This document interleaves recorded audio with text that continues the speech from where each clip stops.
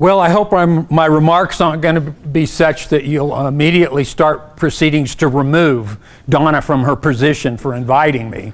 But I am going to speak honestly, and I'm going to do something that a friend, a brother, an elder among his people, Kalani Sousa from the Big Island in Hawaii, talks about speaking honestly. And he says to speak honestly takes a lot of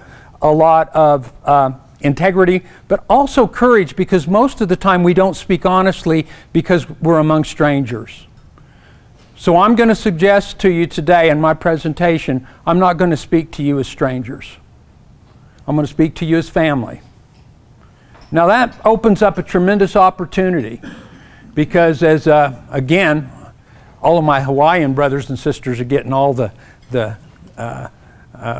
citations here, but Merv Tano of the International Institute for Resource Management, heard me make that introduction one time. I'm going to speak honestly, and I pointed out that the advantage of that is that if I misspeak, your obligation as a good relative is to correct me, and I will welcome that. In fact, I would be offended if you didn't. That would be your responsibility as a relative, to correct me. Say, Dan, I think you misspoke about something. I welcome that, because I'm among relatives this morning. That's where Merv piped up, and I said, sometimes I'm wrong, and Merv goes, you usually are. And that's Merv. I love Merv. It's good to be here and see Scott, and Margaret was here a second ago. I don't know if Margaret's back in the room, but there's Margaret. See people I've known for a long time and had the pleasure to work with. So, first of all, thank you for an inspiring day yesterday. Some people might go, he's got to be. I thought he was going to be honest. And now he's violated that by saying it was inspiring. No, it was inspiring for this reason. The people who presented, and some of your stuff went like that over my head, but I could see how committed you were to the research you were doing. I also recognize how important that research is. And so it to me was inspiring. There's lots of work for everyone to do right now on this planet. It's not going to fall on the shoulders of atmospheric chemists, ecologists, geologists, social workers, teachers. It's going to fall on all of our shoulders. That's part of the challenge I'm going to talk about today, and that's why I'm so pleased to have this opportunity to speak to a group of scientists and researchers such as yourself. And also, you disabused me of two prejudices yesterday, okay? Well, half of one. The reason I don't use PowerPoints, as my mentor, Vine Deloria Jr. used to say, Daniel, people who make PowerPoints usually never make a point and they seldom have power. Well, you made points yesterday. Now, I'll leave it to you how much power you think you have. I think that's an open question. But you disabused me of that. There were some incredible presentations, and I was thinking, I've got to get you to Haskell Indian Nations University. That was the first way you disabused me. The second way was that I found out that when people talk about pulling something out of thin air, there are people who do that. And it's meaningful, and it's real. Thank you so much. The title of this talk comes from an event. I don't like to reference events or people or ideas unless I can give proper, citation or let you know where those ideas or those events came from. But this one I've been thinking about so long, and maybe by some miracle, maybe someone in here was at the meeting. This would have been early 90s. It would have been White Mountain Apache Reservation. And it was one of the first convenings of what then was being called the Intertribal GIS Council. It must have been, I'm thinking, 73, 74, maybe as late as 75, but it was a while back. I think Margaret's probably heard this story before. People who hear me speak, you can use all of my stories, okay? Please use them as you go forward, if you think they're useful. But I thought about this, and I thought this is the perfect title for this talk to you. We were at this meeting, and again, this was when tribes were really beginning to realize the power that GIS technologies provided for them as they thought of management planning issues they were facing on their native homelands. And so at this point, I would say those meetings, early meetings, were more about kind of networking and sharing applications, sharing problems, sometimes even people sharing ideas of solutions of how they were addressing certain problems with the tools. But there was very little, what we'd call pure scientific research or primary research. People were sharing what they were doing using this very powerful tool. And as you might expect, a lot of the conversation had the kind of technical jargon that geospatial technology geeks would use. And it had some of that. And then some of the, biology or natural resource technical language for the people who were working with the tribes and the tribes presenting. I noticed in the audience that day there was one man, though, and I would denominate him an elder. He was an old man. He wasn't dressed up like he was coming to the meeting as a professional. He just, had on his Levi's and the flannel shirt, and he sat there all day, through this meeting. And so we got to about the last session, and great sessions, a great meeting, and they said, okay, any questions? And so, anyone been thinking about it? And so a couple people asked some questions, very on point, very specific GIS application questions. And then this old man held his hand up and stood up, and I thought, uh-oh, and then he said, yes, I have a question. And he goes, do any of you know what the natural law is? And I thought, uh-oh, coyote, trickster, he's here, he's right here. and they kind of looked shocked, like, what's this guy talking about? You could see it in their eyes, the natural law. And he repeated it again, the natural law. And they all looked at him and said, well, the moderator said, could you expand on that a little bit? Because, they looked like they were shell-shocked. And he goes, for human beings, there is a fundamental natural law. And that is, you respect the land, the air, and the water. And if you don't, the penalties can range from disease and illness to a death sentence. I've thought about that ever since he said that. I said, that's going to be my first, module in my indigenous ecology, book is the land, the air, and the water. And during your presentations, you did nothing to disabuse me of that idea. And what I would like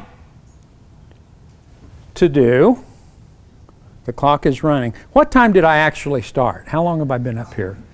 Okay, well, I'm gonna try to hold myself to just a little after 9 so we can have some questions or comments.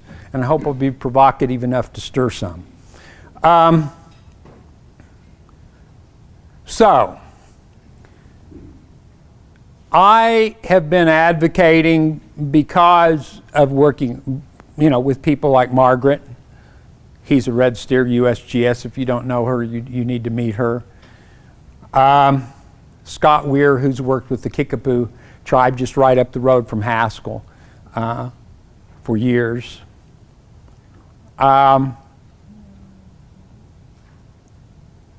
convinced that there's an apocryphal quote. It's attributed to Einstein. If anyone can find it, you Google the quote, you'll find it, okay? No one can document where he said that. So I say it's apocryphal. Everyone uses it. This is what Einstein said. And the story goes something like this. It says, he escaped the Nazis. He's at Princeton. He's at the Institute, for Advanced Studies.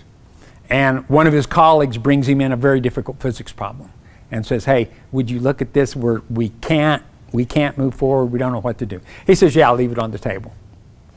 So the story goes, they come back the next day and say, well, do you have any advice, any inkling on what we might do?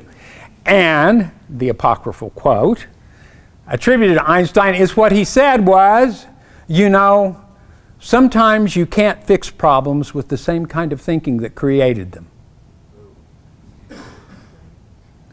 I think it's time for science to welcome Passamaquoddy thinkers, Seminole thinkers, Cherokee thinkers, Lakota thinkers, Dene thinkers, Apache thinkers, who have, I'm going to argue in this presentation, in their deepest conceptions of the cosmos, ideas that are very complementary to what I would say is the major developments of science in the 20th century.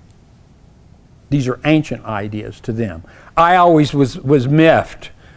I don't have anything against Lovelock. I mean, he's a great guy. He wrote this book, Gaia, But I thought, wow, only a non-native people would think it was a great discovery to say, the Earth is a living system. We ought to treat it like a living system. Wow. Wow. Starting to throw stuff around. No, in Zoyaha traditions, that's the first operating principle. You come into life knowing we are part of a humongous living system. So I'm going to argue that indigenous students ought to be recruited into atmospheric chemistry, into geology. Now, on this caveat, when you invite them, you tell them to bring their philosophies, their worldviews with them and apply them. You don't tell them, no, you can't go home for this ceremony because we've got this assignment you've got to turn in. See, native students have a number of obstacles to overcome. By the way, I'm speaking as Dan Wildcat. Thank goodness Donna didn't introduce me as someone did about 6 months ago. I won't mention who or what organization, but you just shudder when someone does this. They got up and they said, and we're so glad to have Dan Wildcat. He's an expert on American Indians. And I was going like, oh my God. Are they trying to set me up or what? There are no experts on American Indians, and if anyone presents themselves as such, please get up and leave. There are 567 federally recognized tribes and incorporated Alaska Native villages. And while there's a lot we share, that's what I will talk about based on my 3 decades, gift of being at Haskell. When we talk at Haskell about indigenous knowledge, we always do it in the plural, indigenous knowledges. The Dene have knowledges the Passamaquoddy don't have. Look at where they live. Seminole indigenous knowledge is very different from Northern Cheyenne indigenous knowledge. Look at where they live. So I think that the argument I want to make today is the answer to Einstein's, the sort of predicament he posed. We have people who do think differently about the world. Many modern scientists are sort of coming to that on their own. I grant you that, and we're welcome. We need all the allies we can get. But if you're going to recruit native students, you don't tell them to leave their Pueblo-ness, their Cherokee-ness, their Lummi-ness at the door. You welcome them to bring that into the labs, into the field research, into the modeling that you're going to do. That's the challenge. That's the challenge. Because, 4 quick points, because that's all I'm going to have time to do, because I would like to get your comments and your reaction. First point. Here's a recent development. All of a sudden we've discovered in the academy the necessity for interdisciplinary work. My good friend Roger Pawardi at NOAA has the best quote about that. He says, let me tell you what the first problem is. He says the first issue we've got to address, Roger is one of the U.S. delegates, scientific delegates to the IPCC, and has been a very outspoken advocate for the inclusion of community-based indigenous knowledges in climate assessment and climate adaptation research programs.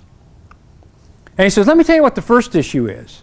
He says, the world has problems and most of our institutions have departments.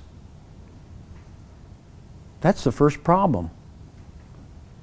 The chemists can't talk very well to the engineer, the mechanical or electrical engineer. The electrical engineer would have a devil of a time talking to an aquatic biologist. And all three would shudder if you put them in a faculty meeting and told them they had to have a discussion with social workers, School of Education faculty, or political scientists. Well, that's not what I do. Well, it's what you live every day. Most of us don't think about our chemistry selves when we go shopping. We don't think about our social work selves when we go and try to be a good husband, grandfather, aunt, or uncle. We just do it. Point 1. I don't like the term holistic because I think it gets overused. Oh, it's holistic. Everything's related. Well, we know that. That's the first point. That's why I'm saying we've got some incredible future atmospheric scientists in Indian country on the Pine Ridge Reservation, at Flathead Reservation, on the Lummi Reservation. You don't know it yet, and they don't know it, but they understand exactly the way in which, what does modern ecology teach us? All things are connected. What does modern evolutionary theory teach us? All things are related. And the Lakota even have a term for that when they pray. And I should say Dakota and Nakota speakers also. In their prayers, you will say, you will hear them. I heard this, I'm from Oklahoma. Can you tell? I don't have much of an accent, I don't think. Those kids from up north, the first time they heard me at Haskell, some of those kids from the Great Lakes, and who doesn't talk funny? I mean, have you heard the way they talk? I mean, man. But they came up to me, one of them, and said, Dr. Wildcat, where are you from? I said, I'm from Oklahoma. And I said, why do you ask? And he said, I've never heard an Indian talk like you do. We're incredibly diverse. But here's my point. When we think about the opportunities to have people who come into a classroom, who come into an education setting, who don't question the way things are connected and related, and that we have to understand processes and catalytic conversions and interactions. This is a part of their metaphysics. That's their world. That's the way the world works. We know that. The foreign part is when you tell them you're going to understand a frog or a pig fetus by cutting it up. Now that's a challenge to their worldview. What do you have there? Well, you have a dead cut up frog. Now, how's that explaining life to me? Excuse me? I'd like to know. The Lakota, as I said, they have a phrase. You hear it in their prayers. And I apologize to any Lakota speakers in here, because nothing I'm going to do is going to change that Oklahoma twang. But I'll try to moderate it. What they say in their prayers, Mitakiwe Oyase. I heard that time and time again as I got sent from Haskell to go to meetings up north. Finally, I was embarrassed. I didn't want to ask what it was. But I had a kid from Pine Ridge, and I asked him, I said, hey, Francis, I said, every time I go up north and I listen to your prayers, I hear this one phrase, and it's really stuck with me. Mitakiwe Oyase, what does that mean? He says, don't leave. I've got to go to my dorm room. I'll be right back. So this dates the story, because this was the 80s when everyone had buttons they liked to wear. So he goes back to his room, comes back to my office, and he's got this button, and it's got an image of it. And it's the famous first shot from outer space, the blue marble NASA image. And it had written across it, Mitakiwe Oyase. And he says, Dr. Wildcat, when we pray for all our relations. The plants, the animals, the earth, the air, the wind, the water. We are all related. When we pray, we give thanks for all our relations. I don't think that is indigenous romanticism. I think that is what I would call an indigenous realism, and I would suggest to you it's complementary to all of the research that you are doing.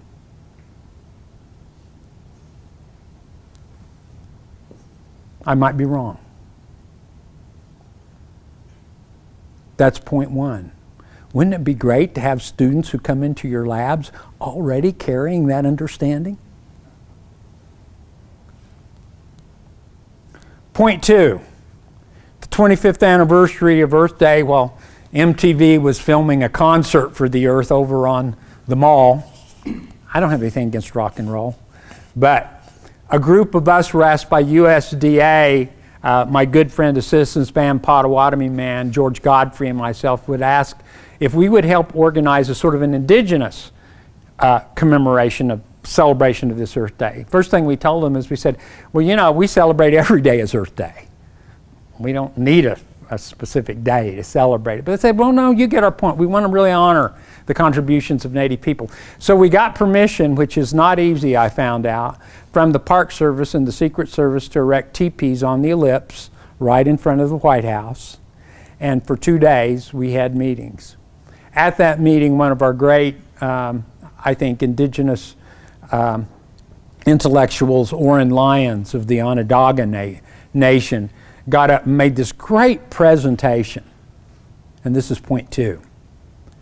And he says, you know, be careful about the words you use. He says, words have consequence. And he told this long story. And at the end of it, he said, you know,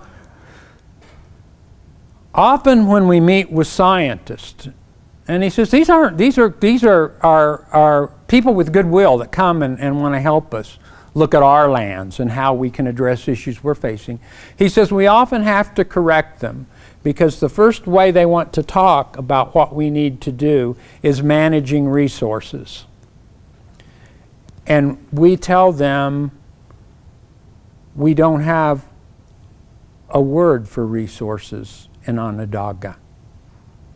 That when you talk about the fish, you talk about the forest, you talk about the water, our cognate in our language that identifies that noun is person, the fish person, the tree person. So we don't manage resources. Back to that elder at White Mountain Apache. we try to respect relatives.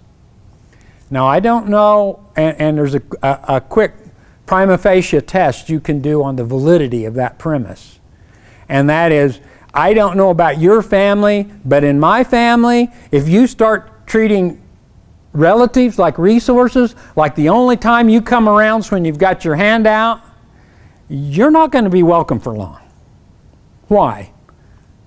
Because that's disrespectful. Has modern humankind treated the world, the physical world, our relatives much differently? Don't we look at the land, the water, the minerals that are beneath the land, the plants, the animals as resources?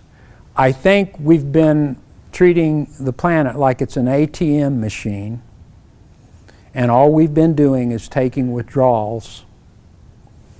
And when we make deposits, the stuff we put back in, frankly, isn't very good.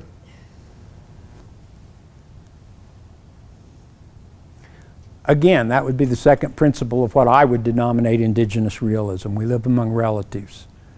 I don't think that's, again, I would say that's completely complementary to modern ecological, environmental, biochemical science. We study relationships and processes. And when we try to understand what we might do and what consequences of our conduct might do, thank goodness we have modelers.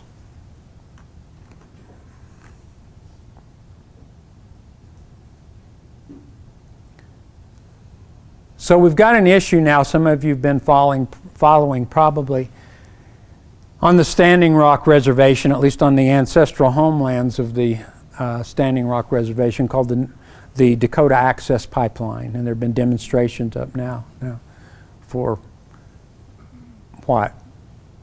It's been occupied at least for the last 3 months, very actively. I don't know how many we've got there now, 5,000, 6,000 there.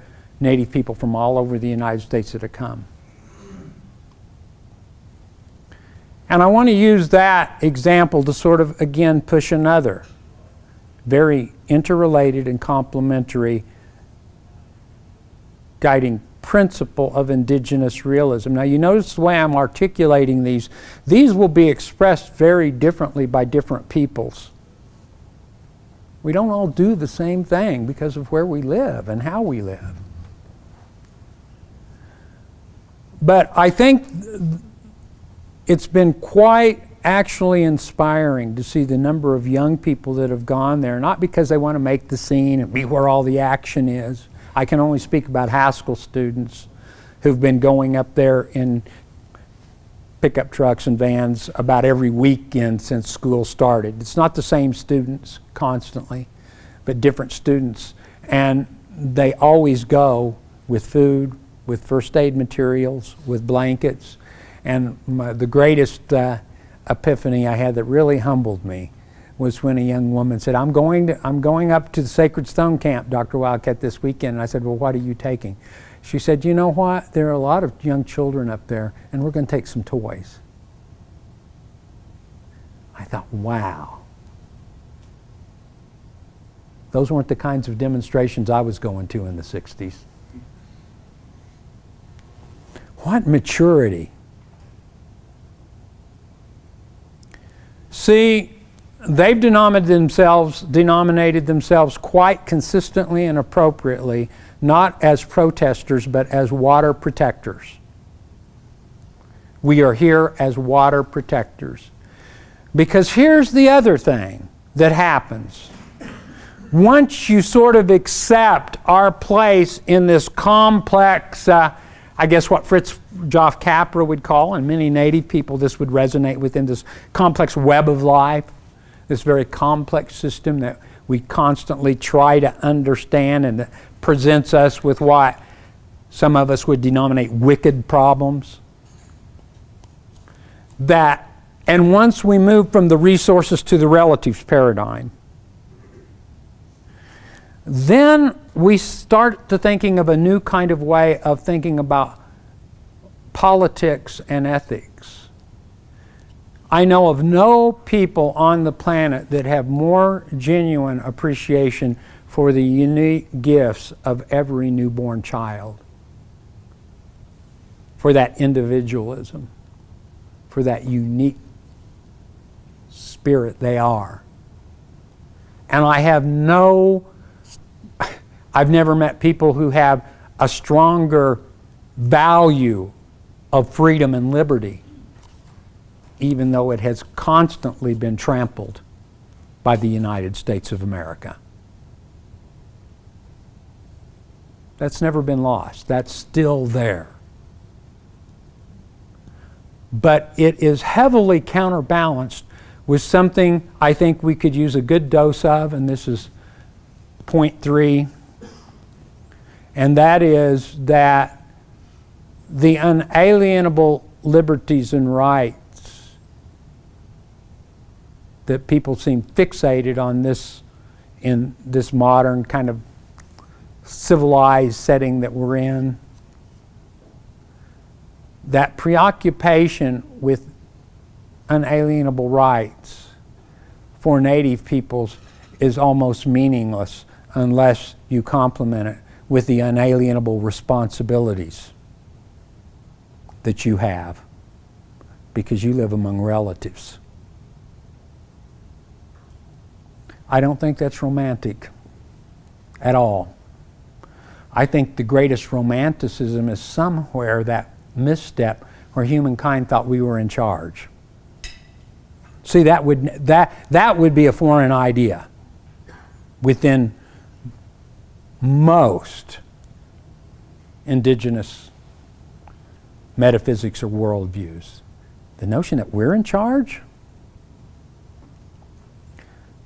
Well, and to the extent that now we've had to reckon with the fact, well, it looks like we've done a lot of things because now we've got those big picture earth scientists that say, in fact, we should denominate the age we live in the Anthropocene or Anthropocene. Why? Well, because look at how we're changing the planet. By the way, I think most people would say not necessarily for the better. Not necessarily for the better.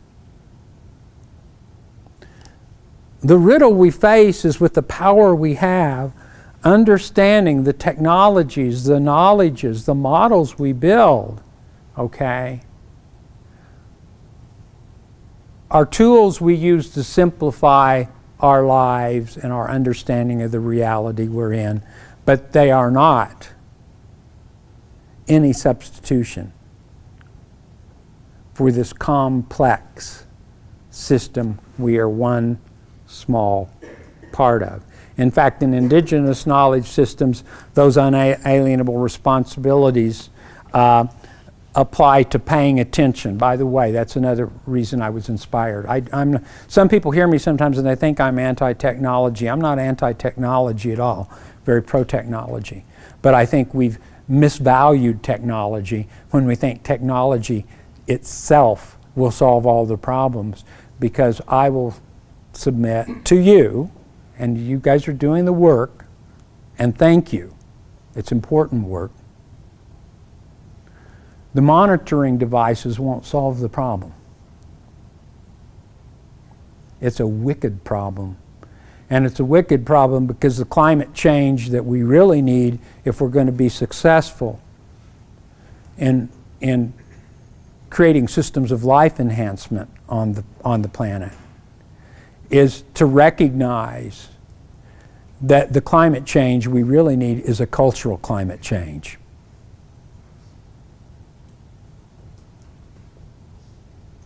And that's why I'm honored to have this opportunity to speak to you today. Some of you think, well, that was a waste of time. That's fine. You don't have to use it. If you really dislike my presentation, what I think you should do, be sure you buy my book and give it to someone you really dislike, okay? I really think you should do that. So you go like, God, that guy was frustrating. I really hate everything he said. Well, you know, please buy my book and give it to that guy who's really a pain in the nether region.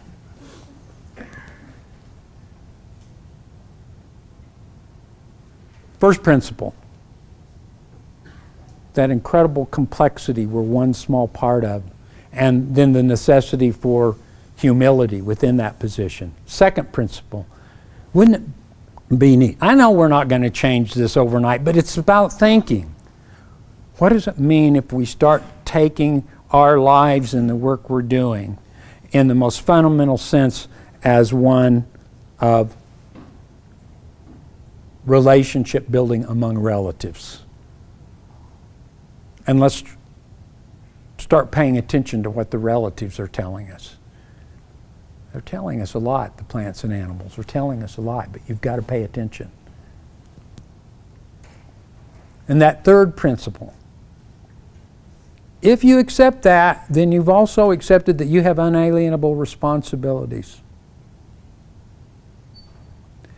Now, this fourth principle is something I've just been playing around with. I don't know, it's not written in stone. These things are always open to revision because maybe one of you will correct me.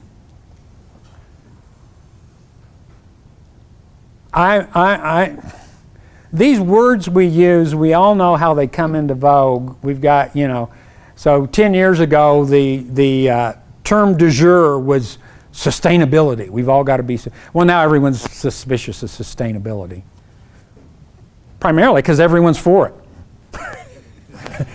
You can't find a major corporation on the planet that doesn't have a sustainability plan. Excuse me, I don't think we're talking about the same thing.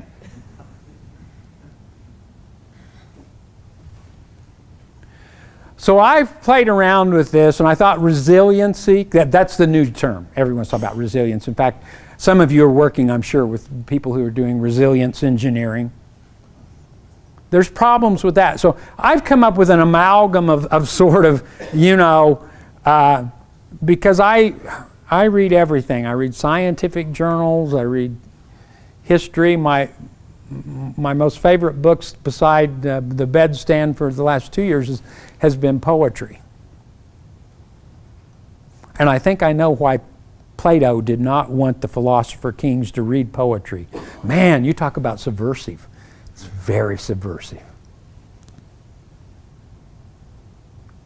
So people have asked me, well, are you against progress?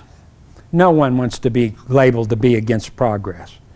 And I said, no, but I said there is a problem with progress as it's defined, that it is exclusively an anthropocentric concept. Progress for whom? Well, for us, of course. Look at our better way of living.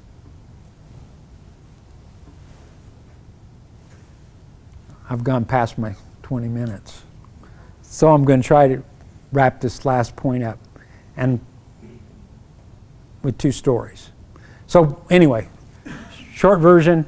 So I've got what I call resilience plus, R plus is what we need to see. Because resiliency, the way material scientists use it, and engineers, is you've got a material that can take tremendous stress, bend, flex, and then because of its plasticity can restore itself. Well, we don't want to be happy with just restoring what we were. No, I want something more. I want a richer life. I want a fuller life. So in social work, they use the term resiliency too. And they talk about family systems and community systems that have the agility to respond to problems and not just solve problems, but create environments that are better for our children. We don't want to just return to what we had. We want something more. That's what I want. I want something more for my granddaughter.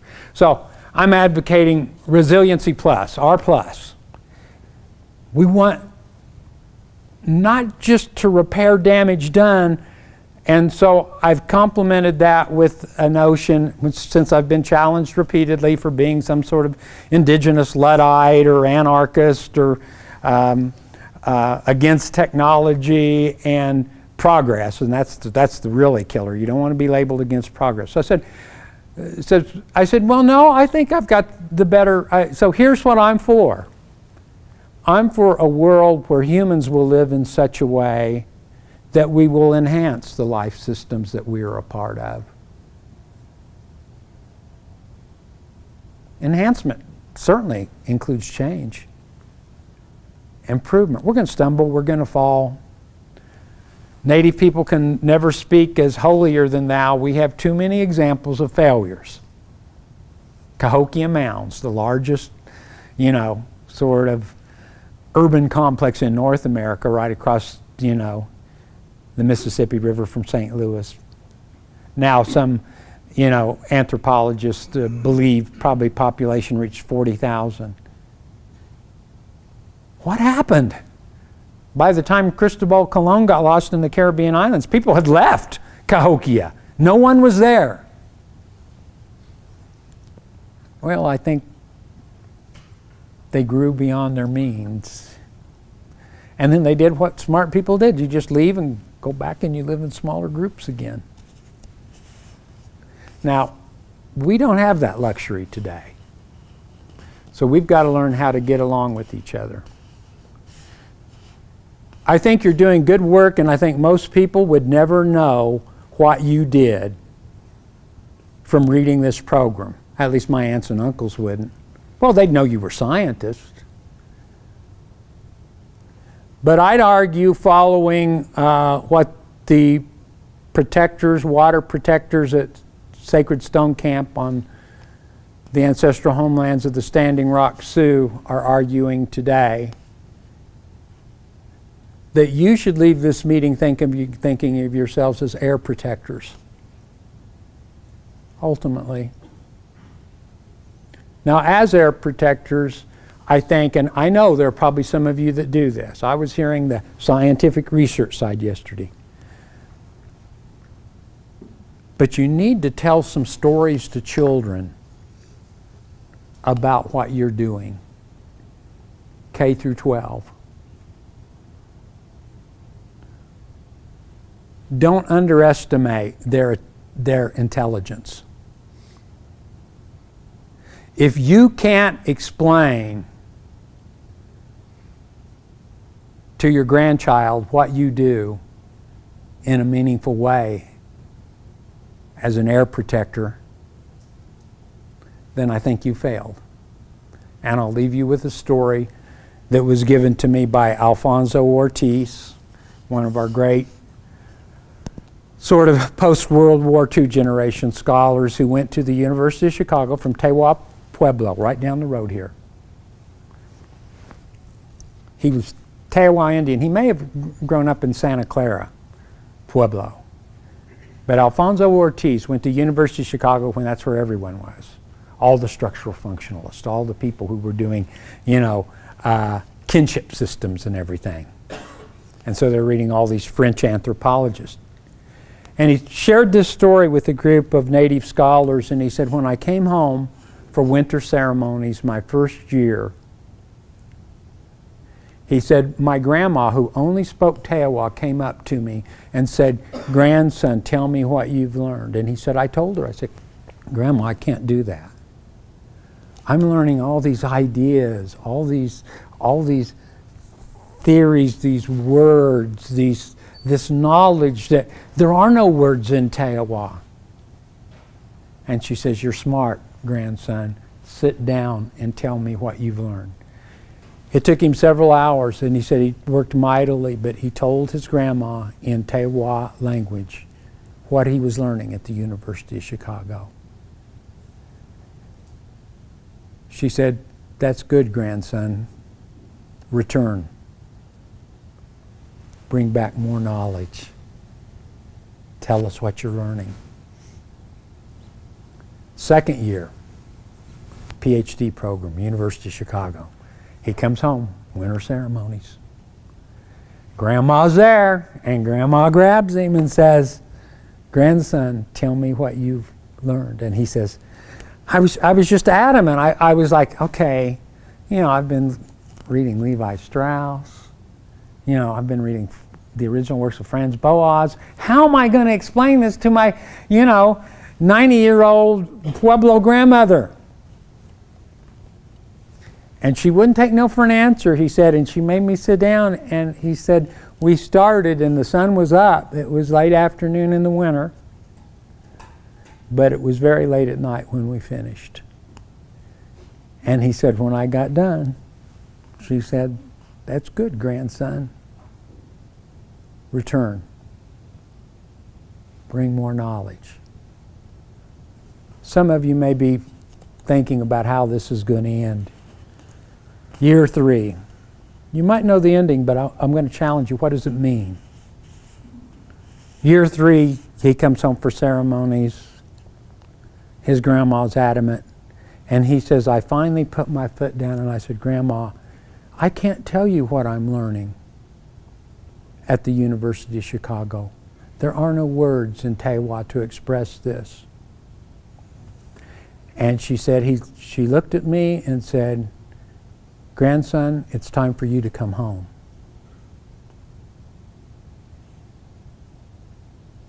There are a number of ways you could interpret that. For me, it's always signified to us, what good is your knowledge if you can't share it with your family, with your closest loved ones?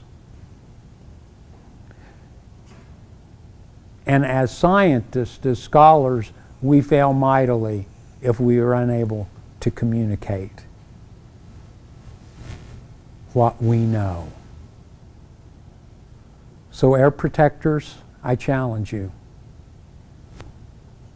Work on those presentations where you can explain to children why they might want to be air protectors in the future. Gayasawa Mado. Thank you.